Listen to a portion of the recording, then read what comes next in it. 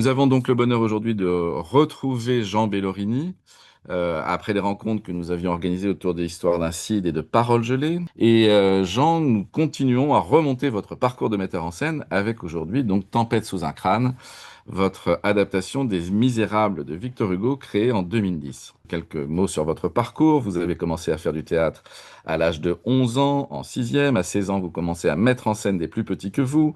Vous vous inscrivez en médecine pour faire comme vos parents, mais en même temps à l'école Mathieu, Claude Mathieu. Et vous choisissez finalement de faire du théâtre, heureusement pour nous. Tout s'enchaîne très vite. Ariane Nouch qui nous accueille dans la première édition de son festival Premier Pas en 2003. Nicole Gauthier, directrice de la Cité internationale, programme haute version de l'opérette imaginaire de Valère Novarina en 2008. En 2010, donc, vous créez Tempête sous un crâne. Puis en 2012, Paroles gelées, à partir de Rabelais. 2013, Lilion, au Printemps des comédiens. La Bonne Dame de Sept Chouans de Bertolt Brecht au TNT. En même temps, vous êtes nommé à la direction du théâtre Gérard Philippe de Saint-Denis, où vous créez notamment Un fils de notre temps de Odon von Horvath et Karamazov. En 2020, vous prenez la direction du TNP Villeurbanne, succédant à Christian Schiaretti, Planchon, Wilson, Villard. Vous y montez Le Suicidé de Nicolas Herman en 2022, Les Messagères d'après Antigone en 2023 et pour les fautes de Grignan, Histoire d'un Cid. Aujourd'hui, donc, nous allons parler de Tempête sous un crâne. Vous avez adapté le roman avec Camille de la Guillonnière, intervient également dans le spectacle. Cette adaptation n'est pas une réécriture, mais repose sur un choix de passage. Donc, comment avez-vous procédé? Quelle coupe avez-vous faite et pourquoi?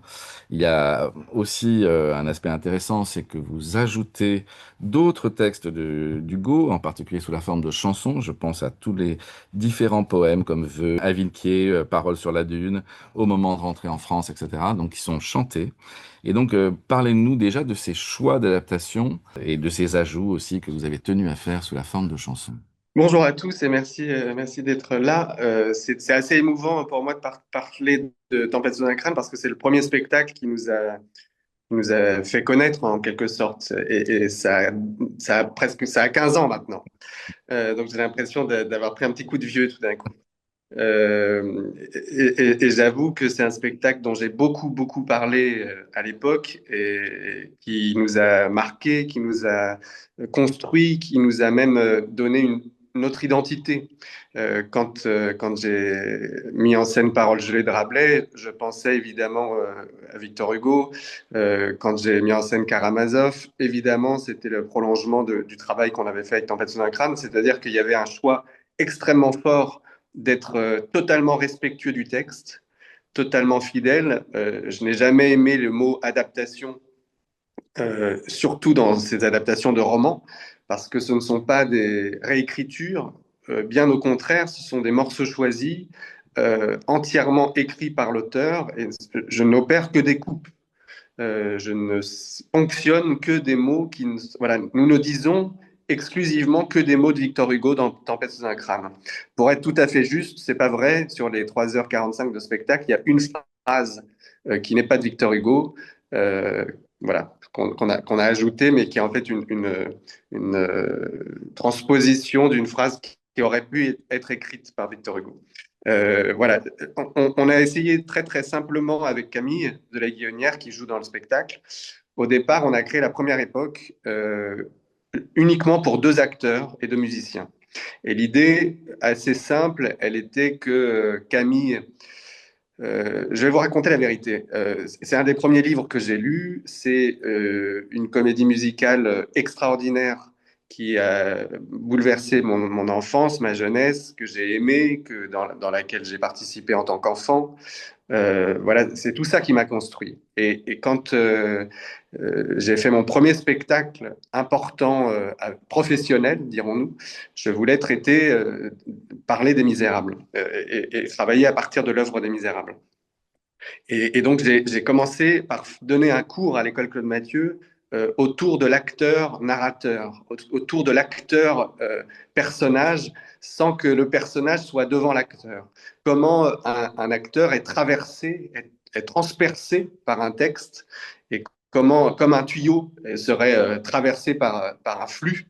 C'est Novarina qui dit ça. Mais je crois profondément à ça. Tout existe par l'auteur et l'acteur n'est qu'un moyen, n'est qu'un véhicule. Et donc là, il s'agissait de garder cette honnêteté, donc de ne pas jouer Jean Valjean, Javert, ne pas jouer les personnages, de jouer la présence des acteurs et en même temps de se laisser traverser par tous ces personnages que l'on a dans la tête. C'est quand même extrêmement présent en France. On connaît tous Cosette, on connaît tous Jean Valjean, mais qui a réellement lu le texte? Et donc, il s'agissait très simplement dans le choix des coupes de dire on va raconter l'histoire comme un digeste peut être fait, comme les réductions d'édition pour enfants ou pour jeunesse peuvent être faites. Ça, il faut qu'on comprenne parfaitement le fil narratif, mais il faut aussi qu'il y ait au moins 50% d'inutile pour la compréhension, mais juste pour l'hommage à la langue, l'hommage à la logorée, l'hommage à la description et à la folie langagière de Victor Hugo. Tout d'un coup, 12 pages de description sur un détail pour dire une petite chose. Et donc, dans l'équilibre de ce qu'on a opéré, dans les choix qu'on a faits, il y avait évidemment l'idée de raconter l'histoire la plus simplement et la plus clairement possible, mais aussi de rendre compte du lyrisme de l'écriture, et donc d'un équilibre entre, certes, certains dialogues, certains passages très connus, et aussi des moments où on rentre dans les profondeurs de l'âme. Je pense à ce titre, le titre de ce chapitre qui est devenu le titre du spectacle, Tempête sous un crâne, voilà, qui est l'immense cas de conscience de Victor Hugo quand il se retrouve la nuit face à lui-même, à ne pas savoir que choisir, si être honnête ou si définitivement oublier cet acte et enterrer ces objets qui seront pour toujours des témoins. Voilà, donc pour répondre plus simplement à la question, équilibre entre le récit et la clarté du récit, et en même temps la langue, le lyrisme et l'inutilité pour certains, pour la compréhension, mais la fondamentale fidélité à l'œuvre. Par rapport à la fidélité à l'œuvre, pourquoi avoir décidé de vous arrêter à la mort de Javert et pas à celle de Jean Valjean? Alors c'est toujours compliqué. J'ai l'impression que la fin dans mes spectacles, je me donne ce principe, mais la fin doit être une hypothèse. Euh, et c'est vrai que il y a tout cet épilogue où finalement, pour résumer, alors ils abandonnent Jean Valjean, ils vécurent heureux, Cosette et Marius, et puis le vieux meurt doucement, tristement. Voilà, mais c'est une espèce de fin qui décroît et qui s'éteint doucement, avec certes des passages merveilleux sur les étoiles, sur l'au-delà, extraordinaire. Mais j'avais l'impression que dans notre spectacle, qui est construit vraiment en première époque, Jean Valjean jeune, le bagne, et puis jusqu'au moment où il va récupérer la petite Cosette dans la forêt pour l'emmener. Et puis on reprend la deuxième époque, quelques années après, Cosette est déjà adolescente, jeune adulte, et on entre dans les barricades, effectivement, il y a toute la traque de Javert et de Jean Valjean, et on s'arrête au moment du suicide de Javert, quand il saute dans la Seine. Et j'avais l'impression qu'on restait dans une dynamique, qu'on restait actif et que finalement le spectacle nous donne envie de lire le roman, devrait nous donner envie d'être plus près de Victor Hugo et de ne pas donner toutes les réponses, de ne pas fermer le sens et de ne pas, je disais, décroître tout à l'heure, mais de rester dans une impulsion active. Et si je caricaturais la manière dont on a pensé le spectacle, la première époque tourne vraiment autour de Jean Valjean. La deuxième époque, pour moi, tourne vraiment autour de Javert. On commence la deuxième époque, Javert euh, se rend compte qu'il y a un petit problème à Montfermeil et il lit un petit passage de presse où il croit reconnaître quelque chose de trouble. Et peut-être il y a une espèce dans sa tête un éclair, ça pourrait être Jean Valjean qui s'était échappé plusieurs années avant du bagne. Et voilà, on commence sur cette hypothèse-là de Javert et on termine sur Javert qui, ayant renoncé à la traque, ayant relâché lâchement Jean Valjean, saute et, et se suicide. Votre mise en scène part incontestablement de la foi en la puissance du récit, ce qui se traduit d'ailleurs par une adresse directe au public quasi systématique. Quel est votre regard sur la place du récit au théâtre? Je risque de me répéter après Parole gelée et après le CID, mais je ne crois qu'au récit. Pour moi, n'est réel et donc est théâtre que ce qui est imaginaire. On propose, on donne à voir, on donne à entendre, on donne des sensations aux spectateurs, mais au fond, il était une fois est au centre de l'acte du théâtre pour moi. Et c'est dans la rencontre entre ce Il était une fois et l'imagination des spectateurs que tout d'un coup, euh, au même titre qu'il peut y avoir à la lecture d'un roman, donc c'est un hommage aussi à la littérature, hein, ce que je dis, mais la vérité, ce qui est vrai, ce qui est réel, existe dans l'imaginaire des spectateurs. Euh, Sûrement différemment d'un film où finalement on nous montre ce que l'on doit voir. Là, au théâtre, je crois que c'est important que l'on nous montre ce que l'on ne peut pas voir. Et comme la littérature, j'adore qu'on puisse voir un même spectacle côte à côté d'un spectateur qui n'imagine pas la même chose à partir de ce que l'on entend, à partir d'une chanson. Mais comme une chanson, euh, une chanson, c'est un petit récit, c'est l'histoire avec un début, une fin, et personne nous dicte exactement l'émotion, exactement la réalité de ce qui est raconté dans la chanson. La musique nous le raconte autant que le texte, et là c'est la même chose. Le récit, euh, l'aveu en fait d'artifice est très important pour moi. Et je ne savais pas, en fait, tout ça est très, très empirique. Hein, je disais que c'est mon premier spectacle. Quand on a commencé la première époque, on parlait, donc il y avait ces deux acteurs, et on parlait très, très régulièrement de Godot. Qui sont ces deux personnes qui sont sur le plateau? Qu'est-ce qu'ils attendent? Ils se retrouvent face à une assemblée comme ça, face à 300 personnes, face à 500 personnes. Eux, leur obsession, c'est ce texte qu'ils ont appris par cœur de Victor Hugo, ces centaines de pages qu'ils ont ingurgitées. Et ils ne disent que ça.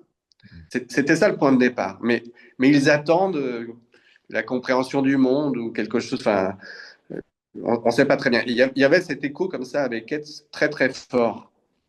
Et il y avait évidemment le désir de ne pas incarner. Euh, Et on s'est rendu compte, et cette définition que je viens de donner du théâtre, qui est la rencontre entre l'imaginaire de l'acteur et l'imaginaire du spectateur, là, il y a un choc comme ça au-dessus du plateau et qui devient réel. Et c'est ça pour moi le théâtre. C'est ce qui est invisible. C'est ce qu'on essaye quand on fait une improvisation avec un acteur. Un acteur improvise, donc met en fonctionnement tout l'imaginaire du spectateur pour qu'à un endroit, les imaginaires se rencontrent et deviennent du théâtre. Bon, bah, tout ça, je l'avais pas, c'était pas conscient pour moi. On m'a parlé beaucoup après la création du spectacle du théâtre de vitesse, du théâtre récit. Mais je ne savais pas. J'ai lu après, j'ai compris qu'en fait, bah, c'était pas très original et que ça avait été fait depuis les années 70, beaucoup, et même avant d'ailleurs. Euh, voilà, et c'est ça qui est beau peut-être au théâtre, c'est qu'on n'invente pas grand-chose, mais en même temps, il y a une inconscience, une innocence revendiquée qui fait que c'est pas une science, je ne sais rien, je sais que je ne sais rien quand je commence Les Misérables, à part le fait d'aimer cette œuvre et de connaître bien, en l'occurrence, plutôt la comédie musicale que le roman, et que j'ai essayé d'oublier, évidemment. À part ça, je ne sais rien. Je sais que j'ai envie de faire du théâtre avec ces gens-là. Je sais que je ne peux pas faire un spectacle avec 250 personnes comme Robert Hossein l'a fait. Je n'ai pas les moyens à l'époque. Et donc, je fais avec ces contraintes. Et ça m'amène à ce qu'on appelle après théâtre-récit, ce que je définis du théâtre comme lieu de l'hommage à l'imaginaire. Et donc, le récit, pour répondre à la question, est au centre de tout. Au centre comme le récit, comme le moteur, en fait, de ce qui nous réunit. Du coup, oui, pour revenir sur la direction d'acteur, parce qu'elle les deux, en particulier dans cette première époque, en effet, les deux acteurs sont littéralement des porteurs, quoi. Comment vous les avez dirigés? Il y a des moments où Camille de la Guillonnière change de voix quand même. Il y a quelques moments de jeu entre guillemets, mais quelles étaient les consignes de direction d'acteurs pour qu'ils soient des porteurs et pour laisser l'imaginaire du spectateur se développer à l'oreille? Je disais, j'ai commencé ce travail lors d'un cours à l'école Claude Mathieu. Et à l'époque, je ne savais plus très bien, je sais plus comment je l'avais intitulé, mais c'est l'acteur narrateur, l'acteur conteur et l'acteur personnage, personnage au pluriel. Et donc, je dis souvent, finalement, le travail d'un acteur, c'est d'apprendre les mots dans le bon ordre et de les dire. C'est tout. Faut juste dire les choses dans le bon ordre. Et après, qu'est-ce qui se passe avec les spectateurs? Qu'est-ce qui se passe dans l'espace? Qu'est-ce qui se passe avec un décor, avec une lumière, avec une sensation et de la musique, évidemment. Mais le principe, c'était d'apprendre par cœur, de revenir à cette notion du par cœur que j'adore. Enfin, c'est magnifique qu'on puisse dire qu'on apprend avec le cœur. Et donc, il y avait cette idée folle au début du travail que Camille de la Guillonnière apprendrait tous les Misérables tout seul. C'était ça quand même, les premiers 6 mois. On ne savait pas très bien où on allait. Lui avait été bouleversé par cette classe qu'on avait fait ensemble, ce premier cours que j'avais donné. Et puis on s'était dit, allez, tu auras ça dans tes valises. La vie d'un acteur est souvent difficile. C'est bien d'avoir un petit objet à pouvoir sortir quand on n'a rien à faire. Donc je commence dès maintenant, je vais apprendre tout par cœur. Voilà. Et assez vite, on a eu envie, lui et moi, d'un duo, d'une confrontation et de pouvoir le dire à quelqu'un. Et au tout départ, je me souviens avoir demandé à Clara Meyer, qui est l'actrice Ouais. dans la première époque aussi, viens juste pour écouter Camille. Viens pas pour... Peut-être tu n'auras rien à dire, peut-être... je n'en savais rien. Il fallait juste un témoin, une écoute pour que Camille puisse sortir tout ce texte. Et puis, on a vite eu envie de dire par cœur, à voix haute, ensemble, comme une chanson en fait. Comme une chanson qu'on aurait apprise et que, voilà, comme une comptine. Et parce qu'il y a aussi ce rapport au texte, ce rapport-là qui est le mien par rapport aux Misérables, un rapport d'enfance, un rapport de... on connaît très très bien ces situations, on connaît, elles sont d'une tendresse infinie. Voilà, il y a toutes ces scènes, je pense, je cite souvent la scène dans la forêt où on voit la petite avec le seau. Et ce Jean Valjean, elle commence par voir cette grosse main qui prend le seau et puis elle regarde son bras et elle découvre cet homme qui lui paraît immense au cœur de la nuit, à peine éclairé par les étoiles. Enfin voilà, on a ces images un peu, elles font partie de notre inconscient collectif quand même.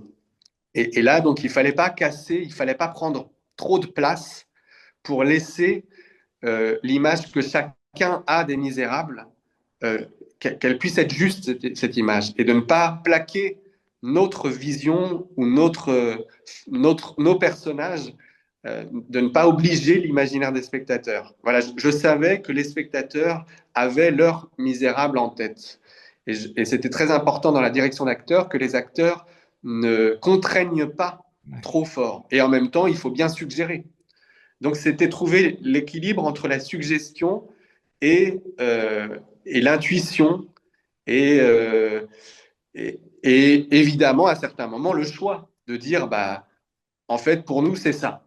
Parce qu'on a besoin de se rattacher, quand on est spectateur, on a aussi besoin de se rattacher à quelques certitudes.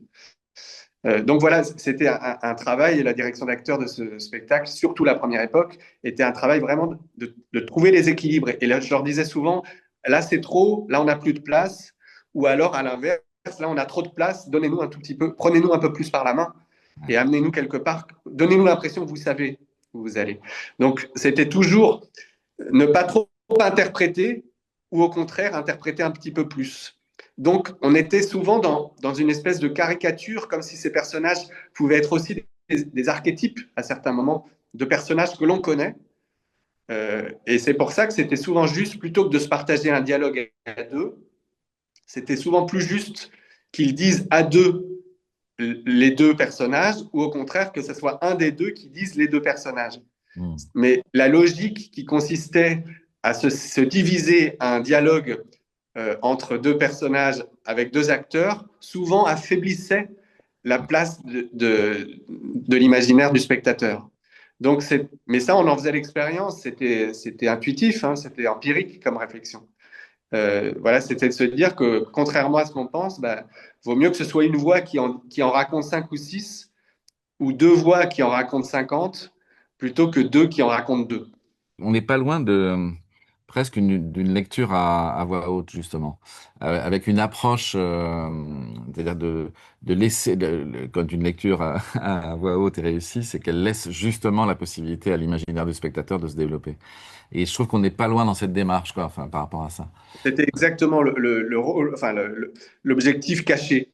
Ouais. C'était de dire comment le théâtre peut avoir la même puissance que la littérature avec ce qu'elle a de plus, qu'elle est partagée entre 500 personnes en direct. On n'est pas tout seul dans son lit avec son petit bouquin sous sa couette, quoi. C'est la même tendresse, c'est la même force, mais on la vit avec plusieurs centaines de personnes. Et c'est ça qui est bouleversant, en fait. Sur le phrasé développé par les comédiens, il y a des moments d'ailleurs, on n'est pas loin de, je trouve, de quasiment du slam, enfin il y a des choses qui sont un peu tentées dans cette direction-là. C'est venu comment ça aussi sur Je leur disais très très régulièrement, chante-le, ouais, dis-le c'est ça. rythmique. Et assez vite, il y a eu le désir de travailler avec de la musique. De toute façon, je ne sais pas faire autrement. Je ne sais diriger que musicalement en disant plus fort, moins fort, accélère, ralentit. Le sens et le texte, enfin le sens, je le laisse il appartient à l'auteur. Nous, je ne me dis jamais en tant que metteur en scène, raconte plus de cette façon-là pour faire entendre plus cette chose-là. Euh, je dis, essayons de le raconter, le dire le mieux possible pour laisser le texte arriver le plus honnêtement et le plus librement possible à un spectateur.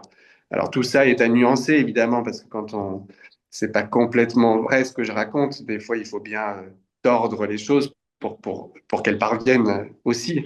Mais quand même, je leur disais souvent, mais pense comme si c'était une chanson. Tu l'as appris par cœur, tu le développes avec trois couplets, trois refrains, et en fait, il y a la même joie de chanter ce texte, et donc de le dire à voix haute.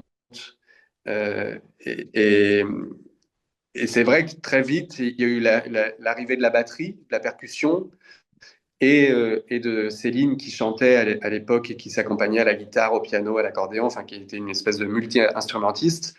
Et effectivement, on a assez simplement rythmé, ponctué le spectacle de quelques poèmes, notamment voilà, quelques poésies de Victor Hugo que j'aimais par-dessus tout sur la mort, sur voilà, la roue qui écrase, la roue de la vie qui écrase l'humanité des hommes. Il le dit merveilleusement aussi en poésie. Et voilà, c'est une espèce de petit contrepoint, mais donc il y avait la présence d'Hugo qui est à la batterie, et c'est venu assez naturellement. Souvent, on n'a jamais dit que ça pourrait être du slam, on n'a jamais dit que ça devait être du rap, mais effectivement, c'est arrivé comme ça, et ça s'est reconnu de cette manière-là, mais tout ça est plus intuitif en fait. Euh, parce que c'est Céline Autria donc qui signe en effet la musique originale du spectacle. Il y a quand même au début du spectacle, c'est l'ouverture, si je ne m'abuse, c'est le clavier bien tempéré. Et pourquoi ce clavier bien Ouais, il tempéré? faut un petit bac pour démarrer. Non, non, c'est vrai que le début, on s'est beaucoup posé la question. Je parlais d'En attendant Godot. Sur le décor, il y a un arbre et il y a ce petit lit de fer qui va être tout. Mais il n'y a rien, c'est un espace vide. Et on voit ces deux personnages sur ce bac qui est un bac joué très très rapide, comme un battement de cœur qui s'accélère, une espèce de frénésie de la vie, en tout cas l'âme qui s'emballe. Et on voit rentrer comme ça Clara et Camille et attendre la fin de la musique pour prolonger et rentrer dans la parole. Et c'est vrai que on est dans la continuité de quelque chose. On est déjà dans le bilan. Dès le début et dès les premières phrases, hein, de Victor Hugo dans le texte, on est déjà à l'heure du bilan. Enfin, c'est pas le démarrage d'une histoire, c'est déjà Non. la description d'un personnage qui a vécu tellement de choses. Et Mais le roman, d'ailleurs, commence. Enfin, vous n'avez pas pris la première partie du roman. C'est-à-dire que le roman commence par l'évêque, enfin, tout le portrait de l'évêque, avec des très beaux passages d'ailleurs. Je pense en particulier sur la question de la peine de mort. Enfin, il y a des passages merveilleux. C'est-à-dire que vous commencez à l'arrivée de Jean Valjean, quoi, en fait. ouais, ouais, ouais. Bah, franchement, donc je vous disais, au début, on a commencé avec Camille, il a pris tout par cœur. Puis on a commencé à couper en se disant on va faire quelque chose. Clara est arrivée et là on a essayé de couper. On a fait cette première époque. Et puis on a dans un deuxième temps, plusieurs mois après, on a construit la deuxième époque. Et là on a fait une série de coupes drastiques et on a eu une première lecture. Et naïvement, je pensais qu'on allait tenir, quoi. Enfin, que ça allait. Bon, j'imaginais bien qu'on ne serait pas proche du spectacle, qu'il faudrait recouper beaucoup, mais je n'exagère pas, je pense que ça a duré plus de 16 heures. Et énormément. On a fait déjà des concessions, des compromis, des passages qu'on adorait. Vous parliez de la peine de mort et l'évêque et tout. Enfin, il y a des choses auxquelles on a renoncé avec une tristesse immense en disant, mais bon, il faut bien le faire Bon, bah, on était loin du compte. Et mais ça s'est fait comme ça je dis souvent ça, mais c'est un peu comme un coiffeur qui est fil. euh, il y a plein de choses qui ont été apprises par les acteurs qui ne disent plus dans le spectacle, mais ils sont chargés De tout ça. d'énormément de passages euh, qu'ils ont. Et d'ailleurs, il arrive souvent, euh, pour ne pas dire toujours, en tout cas pour Camille, qu'il rajoute des petits trucs. Il dit tout d'un coup, ce passage-là qu'on avait retiré à contre-cœur, paf, je le sors. Et il y a des petites descriptions, des petites qui arrivent en plus. Ok. Sur l'aspect musical, il y a aussi quand même quelque chose qui est récurrent dans le spectacle, c'est les moments de chœur, mais avec un H. Le, le fait de porter le même texte à deux, voilà, dans la deuxième époque, à plus encore. Pourquoi ce choix? Enfin, vous avez un goût pour cette parole chorale, donc expliquez-nous un peu. L'obsession, je ne sais pas très bien comment la définir, mais disons que j'ai essayé de la traiter encore plus fort avec Rabelais, où Ouais. il parlait clairement de polyphonie de sens. Mais au fond, c'est pour dire que une voix, enfin, une écoute dans la bouche d'un acteur n'est pas suffisante.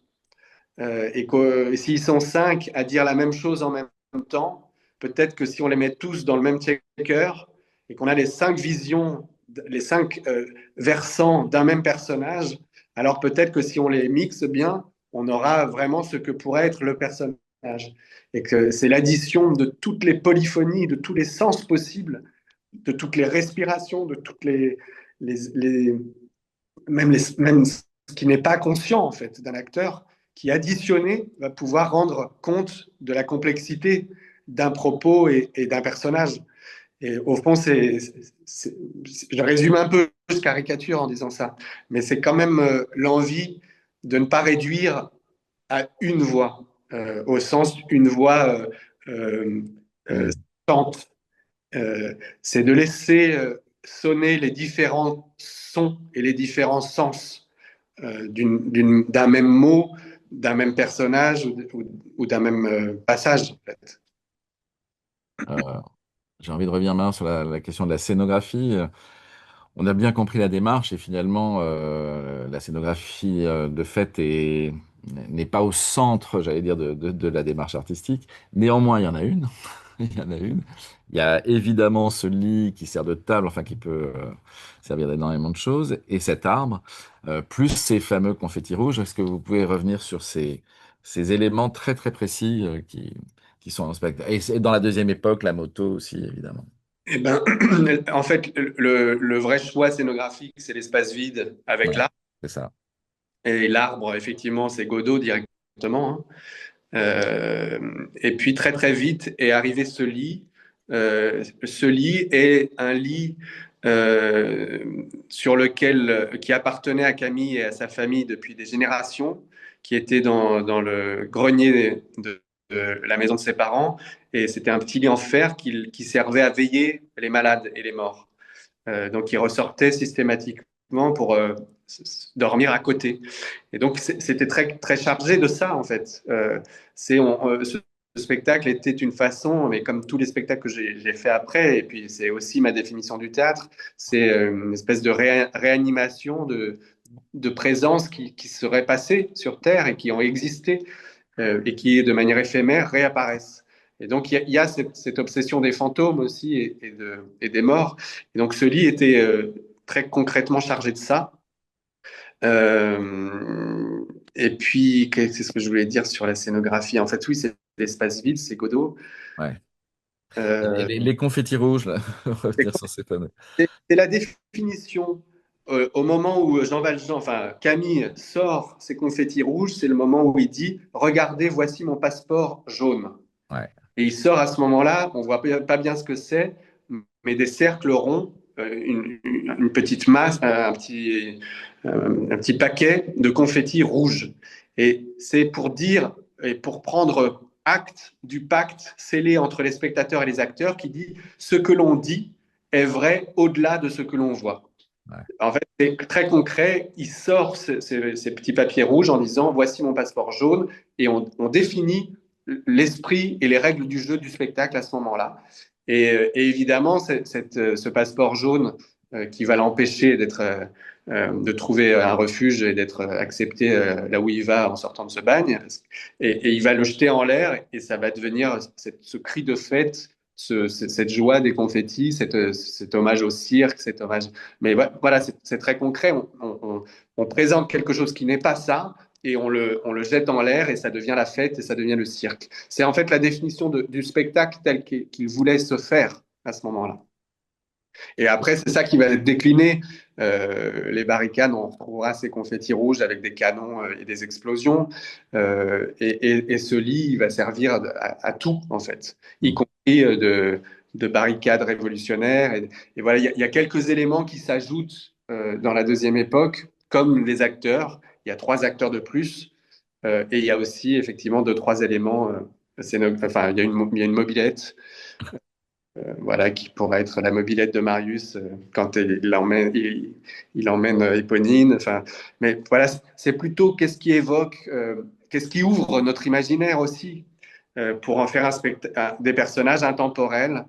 Évidemment, on n'est pas exactement en 1832, mais on est aussi en 1832, mais on est quand même aujourd'hui, on est les acteurs de 2020, enfin de 2009 ou 2010 à l'époque et les acteurs d'aujourd'hui, mais on est aussi l'évocation de ces personnages historiques. Voilà, donc c'est trouver l'équilibre entre des éléments qui suggèrent aussi des époques, mais des époques aussi. Pour moi, la mobilette, c'était les Brigades Rouges et l'Italie des années 70, en fait. Et c'était comment on fait, on donne cet écho concret à ces révolutionnaires là, euh, plus que à la Commune ou à ces révolutions françaises-là, dont on a peut-être moins des images. Enfin, nous, on a en tête 89, enfin 93, la Révolution française, et puis après, j'ai l'impression que c'est un mélange entre 93 et 70 en Italie, en fait. Sur l'aspect fête, la deuxième époque, il y a aussi ce mur d'ampoule qui devient un dais d'ampoule. Là encore, on retrouve l'esprit de la fête et du cirque. Enfin, il y a quand même ce goût très récurrent aussi dans vos spectacles pour Oui, cet c'est une univers-là. maladie, en vérité. Mais je ne saurais pas très bien l'expliquer, mais effectivement, il y a des ampoules partout. Il y a, voilà, ce qui est incandescent, ce qui est explosif, ce qui est euh, et puis cet esprit forain, oui, ça fait sûrement écho à quelque chose en moi de l'ordre de l'enfance. Hein, mais oui, oui, c'est en même temps très ouvert et en même temps, ce mur d'ampoule, pareil, il a défini toute la grammaire de tous mes spectacles depuis. Et je ne le savais pas à l'époque.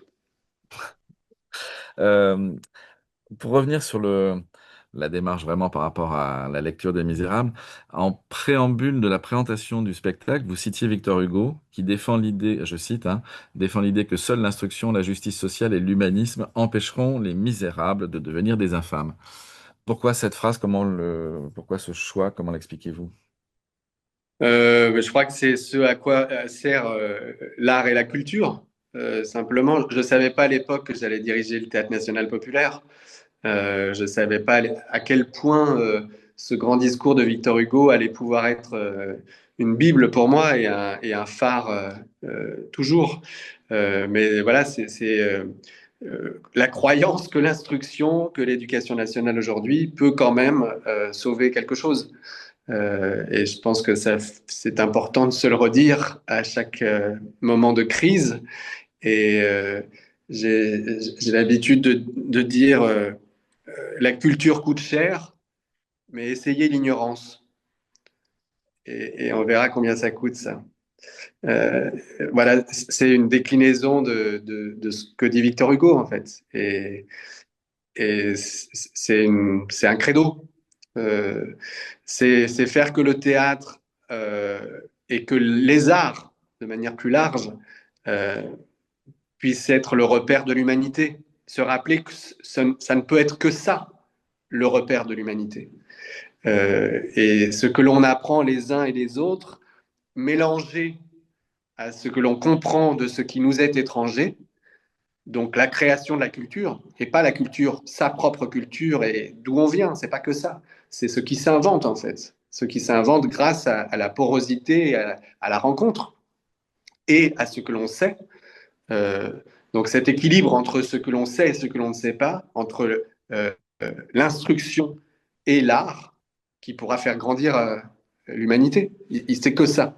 Et en fait, Victor Hugo nous rappelle en permanence que l'instruction, voilà, moi j'ai cette intuition que c'est ce que l'on ne comprend pas qui compte, et je peux être complètement dans cette intuition parce que je sais ce que nous raconte Victor Hugo, que c'est ce que l'on sait qui nous permet de grandir. Donc c'est précisément l'alliage du connu et de l'inconnu voilà, qui peut faire société, en fait, simplement. Et il le dit tellement bien.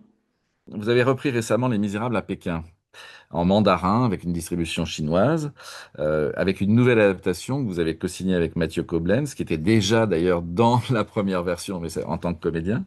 Ce spectacle a été présenté au TNP l'an dernier. Quand vous êtes revenu à ce texte, dans cet autre univers, en travaillant en Chine, quelle permanence, quels changements ont marqué cette nouvelle mise en scène par rapport à celle de Tempête sous un crâne? Tout est pareil et tout est différent. Alors, d'abord, le propos, c'était de monter Les Misérables en Chine. Euh, plusieurs années, on m'a fait la proposition de m'inviter à mettre en scène un spectacle avec des acteurs chinois. On a été plusieurs fois jouer des spectacles français en Chine. Et tout d'un coup, porter une parole artistique et rappeler que là aussi, le théâtre n'a pas de frontières. Le théâtre ne s'adresse pas à des gouvernements, le théâtre ne s'adresse pas le théâtre s'adresse à l'humanité dans sa différence. Et moi, j'aime faire l'expérience de, d'un spectacle qui ne serait pas compris avec la tête et qui serait nécessairement donc compris avec le cœur. C'est pour ça que j'aime l'opéra, parce qu'on comprend autant avec la musique qu'avec ce qui est dit dans le livret. Et donc j'ai fait plusieurs fois l'expérience d'aller mettre en scène des troupes à l'étranger, dans des langues que je ne comprenais absolument pas. En Allemagne, en Russie, en Italie, enfin bref. Et en Chine, non seulement on ne comprend pas la langue, mais a priori on ne comprend pas non plus la culture. Enfin, en tout cas, elle nous est très lointaine. Et c'est extraordinaire de faire l'expérience physique et objective que non, nous sommes absolument tous frères et sœurs, nous sommes tous les mêmes, et que sur un plateau de théâtre, nous nous ressemblons absolument tous. Les acteurs ont le même humour, ils ont les larmes aux mêmes endroits. Et donc faire l'expérience avec un texte que je connaissais tellement bien, et évidemment qu'il se rapproche de Tempête sous un crâne, mais en réalité, il se rapproche de tout ce que j'ai fait enfant. Euh, j'ai pas cité, mais j'ai fait partie pendant des années d'une troupe qui s'appelait les Gavroches. Et ce petit Gavroche est un personnage qui m'a habité toute ma vie, en fait. Et donc, aller en Chine et mettre en scène Gavroche en- euh, par un petit Chinois, en fait, voilà, c'était non seulement bouleversant, mais tellement enrichissant du point de vue de ce qu'une œuvre peut être. Donc, pour répondre un peu plus concrètement à la question, c'était pas tout à fait la même adaptation parce qu'on allait pour le coup jusqu'à la fin de la mort de Jean Valjean. On allait jusqu'au bout du livre. C'était pas du tout le même principe parce qu'ils étaient 17 et pas 5, Ah oui.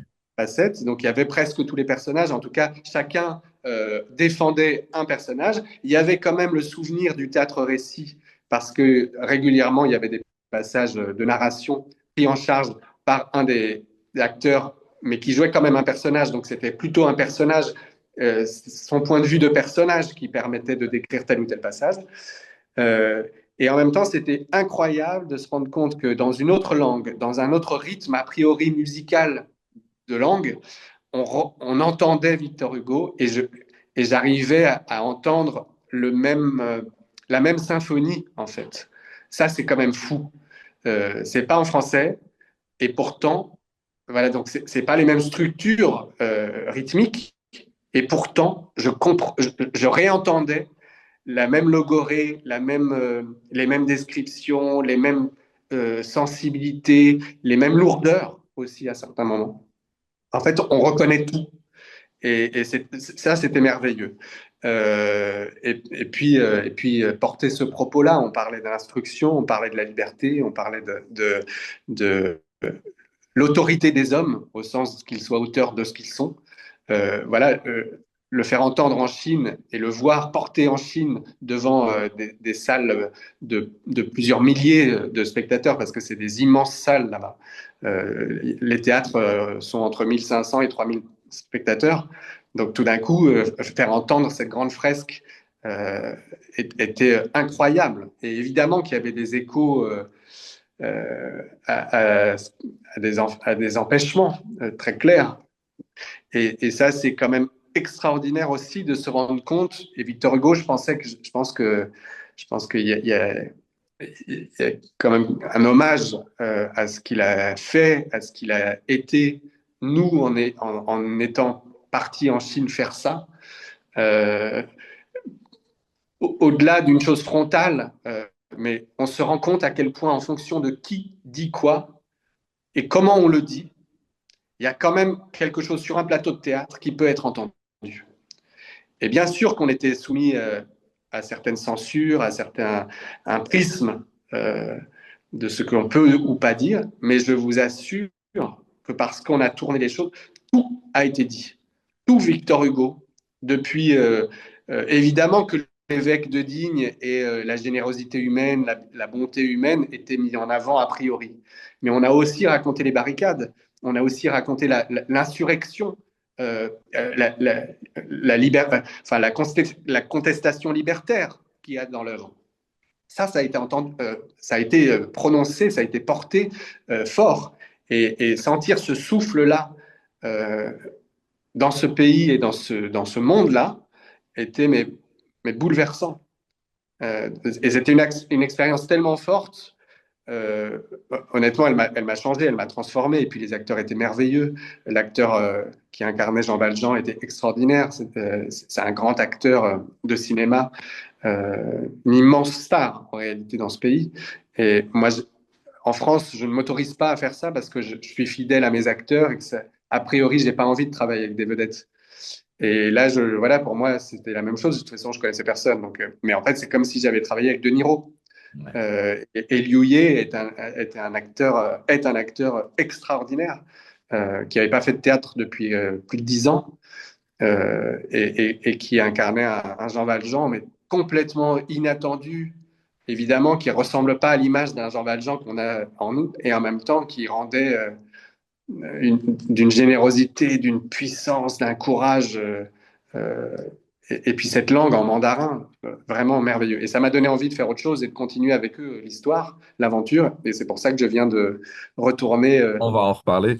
quelques... Juste pour c'était vous qui aviez proposé Les Misérables ou c'est En fait, en réalité, on n'arrivait pas à se mettre d'accord. Enfin, j'ai refusé plusieurs choses qui m'étaient proposées là-bas. Et quand eux ont pensé aux Misérables, j'ai tout de suite dit oui. Ouais, Et d'accord. c'était dans le cadre des 70 ans de la reconnaissance par De Gaulle de l'État chinois, enfin de la Chine. De la République populaire de Chine. D'accord. Ok. Et la distrib, c'était vous qui enfin, vous avez pu Bah, avoir oui, ouais, oui, bah, en fait, ça tournait autour de Liu Ye, qui était donc ouais. principal, et donc il y avait une quinzaine d'acteurs autour euh, que j'ai rencontrés, oui, que j'ai choisi, mais effectivement, ça faisait troupe beaucoup plus épique, beaucoup plus généreuse que notre spectacle Tempête sur un crâne, qui était au fond dans un petit mouchoir de poche, plus intimiste. Là on déployait sans basculer non plus dans la fresque que peut être la comédie musicale, mais il y avait quand même de cet élan-là. Avant de parler du Petit Prince que vous venez de monter, donc, pour revenir aux Misérables, pour en donner le goût à des élèves, est-ce que vous recommanderiez un passage particulier à lire justement à voix haute? Est-ce que la lecture à voix haute peut conduire au plaisir de lire plus largement l'œuvre entière? Donc, est-ce qu'il y a des conseils que vous donneriez? Franchement, il y a tellement de passages merveilleux que j'ai du mal à choisir, mais c'est vrai que souvent, en tout cas, quand je fais travailler de manière, enfin, quand je faisais, mais on a fait beaucoup de pratiques artistiques dans des classes, et souvent, je prenais La Mort de Gavroche, où on est en même temps dans un moment extrêmement dynamique, avec la fin des barricades comme ça, très, très vif, et en même temps, il y a cet arrêt sur image avec toute la description du battement de cœur qui ralentit et qui, voilà, on zoome. En fait, c'est en même temps le plan large et en même temps le gros plan sur l'âme et sur le battement de cœur soit de Gavroche, soit d'Éponine. Mais ces deux fins, je trouve qu'elles sont extrêmement fortes. Après, il y a aussi, de manière plus classique, l'épisode de l'arrivée de Jean Valjean chez Monseigneur Myriel. Et Ouais. voilà, on a cette première scène tellement forte, le vol des chandeliers. Ouais. Mais non, c'est difficile de dire ce qu'on préfère. En fait, il y en a pour tout le monde. Et c'est ça qui est magnifique. Alors, une question en ligne de Michel Elias. De quelle comédie musicale parlez-vous qui a bouleversé votre enfance ou adolescence? Je parle bien des Bah, c'est Les Misérables Misérables, hein, c'est ça, hein. qui ont été joués, qu'on a repris. Voilà, c'est Schoenberg et Boublil, hein. Ouais. C'est bien ces Misérables-là que j'ai adoré, que je l'ai mis en scène avec des enfants, et dans laquelle j'ai joué moi-même enfant. Euh, et c'était, voilà, ça m'a constitué en fait, cette époque-là. Juste sur ce projet que vous venez de finir en Chine, donc en adaptant Le Petit Prince, que vous allez présenter d'ailleurs au Bouffe du Nord à Paris, puis au TNP en mai-juin prochain.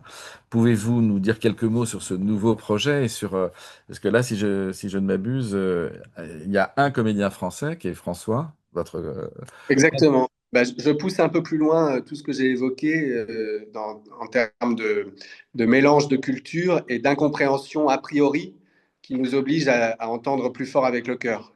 Et donc, c'est la rencontre entre un aviateur, François, qui parle français, qui se retrouve face à un petit prince, un petit enfant de 12 ans chinois, et ils ne parlent pas la même langue. François ne parle pas un mot de chinois. Etienne, qui joue le petit prince, ne parle pas un mot de français, évidemment. Et comment, au fur et à mesure, on se comprend au-delà des mots, même si on commence quand même par dessine-moi un mouton. Et on oublie très vite que la langue peut être une frontière, peut nous mettre à distance, parce qu'on se met à chanter, parce qu'on se met à se dessiner et parce qu'on se met à s'aimer.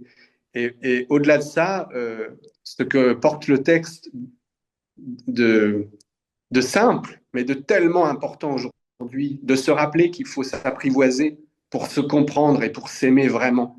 On m'a tellement reproché, quand même, hein, d'aller en Chine monter les Misérables. On m'a dit que c'était pas bien.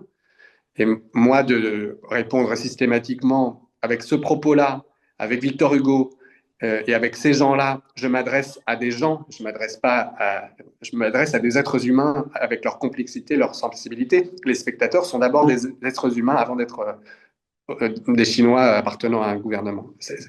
Et donc ça, moi, j'avais aucun problème là-dessus.